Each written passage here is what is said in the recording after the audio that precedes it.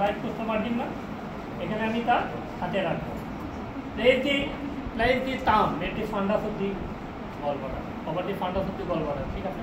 And আমি তখন পেশেন্টকে বলবো to take deep breath at exact moderate pressure. আমি চেষ্টা করবো এই আঙুলটা কোস্টাল মার্জিনের ভিতরে দিয়ে ঢুকে দিই। প্লেস ইওর লেফট হ্যান্ড, তোমরা তোমার এবার রাখো হাত, এইভাবে হাত রাখো, এইগুলোই তোমাদের দেখো। তোমরা হাত কীভাবে রাখতে হবে বুঝেন, এমনি দিবা হাত, নাকি এমনি দিবা, নাকি এমনি দিবা, না এইভাবে দিবা। এই জন্য তোমাদের দেখানোর উদ্দেশ্য হলো ছবিটা আমি দেখালাম। জানি না কতটুকু তোমরা বুঝতে পারতো যে আমি হাতটা রাখবো left hand on the costal wrist and thumb at the fundus region of the fundus of the gallbladder and exert moderate pressure. কখন প্রেসার দিবা? During inspiration.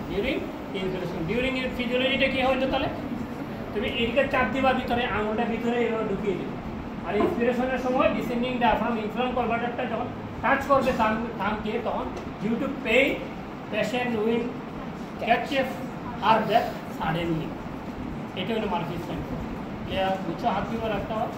আর আমার ব্যাক ওয়ান যারা